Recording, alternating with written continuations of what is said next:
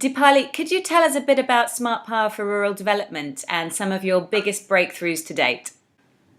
Thanks, Suzy. So the Smart Power for Rural Development is Rockefeller Foundation 3-year initiative, and we're trying to provide clean energy via decentralized mini-grids.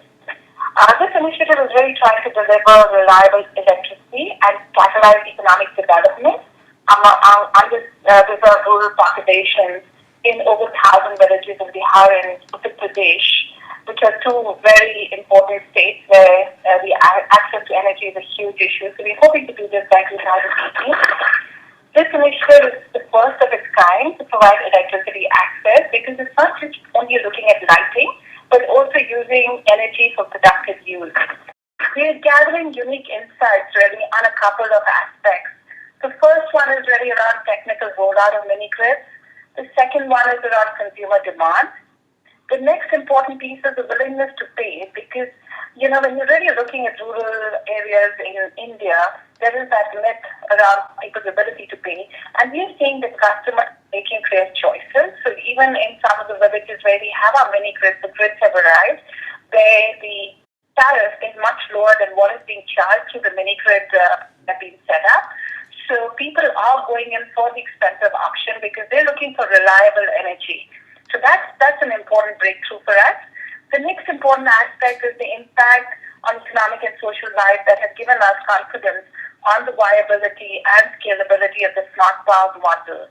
So for example, right now we have 85 operational plants and we have over 4,700 customers, including households, micro-enterprises, and telecom towers. After getting connected to our mini-grids, about 3/4 of the micro-enterprises reported an increase in customer base. Many of the commercial establishments also started to diversify and expand their businesses. The telecom tower operators are also relying a lot less on diesel as a backup. So I think these have been some of the significant breakthroughs that we have seen through this initiative. That's fantastic. And you mentioned there are a number of different stakeholders in terms of the businesses and the consumers. What are some of the key actions from those stakeholders that have enabled you to get so far as you have with the project? So let me start with the policymakers, and we're really working very closely with them to really promote an enabling environment that will facilitate investment in the mini-grid sector. There's now concrete action which is being taken by the national and state level policymakers and the regulators to really align the mini-grid development and streamline the approval processes so that this is significantly reducing the uncertainty and increasing the market opportunity. Because so far, if you talk to any developer, one of the biggest risks that they were facing was that there wasn't really any policy framework that they could really fall back on in case there were any challenges that they faced. So I think this has been something that is pretty significant. For example, with the Ministry of Renewable Energy, we worked around seeing how within the off-grid and decentralized application program, particularly around the National Solar Mission, how they've incorporated this whole mini-grid framework in and how they're going to be supporting that sector. So I think that is pretty significant.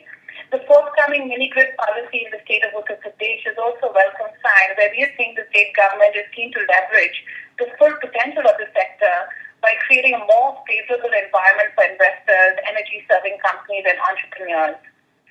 We're working very closely with 5 energy-serving companies who are actually operating these 85 plants on the ground. We're also seeing a number of new energy-serving company entrants into the market, many of whom now can benefit from the technical support that our partner, Smart Power for India, that we created as a subsidiary of Rockefeller, is doing to get them to become market ready. Another important stakeholder are the community organizations with whom we are working, such as TARA, which is really helping the energy-serving companies with community engagement, board acquisition, as well as micro-enterprise development work. The mini-grid sector, of course, needs a range of investors to build the market. And we're in the process really helping in setting up a mini-grid financing facility that can blend different forms of capital to help drive the sector. So this, in a nutshell, is the kind of range of stakeholders with whom we are working to really promote the mini-grid sector within India.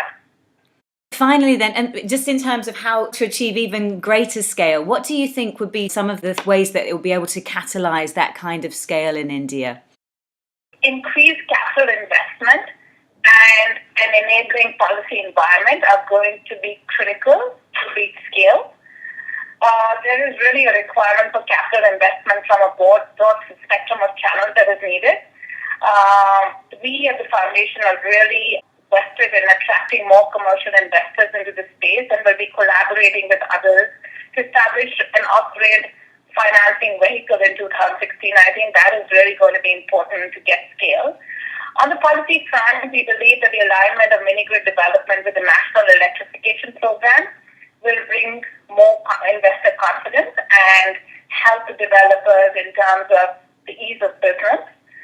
Once the operational frameworks and technical protocols are adopted by central and state governments, there will be enormous potential for mini-grids to not just be an interim measure, but to coexist with the national grid. And I think this is really going to be important.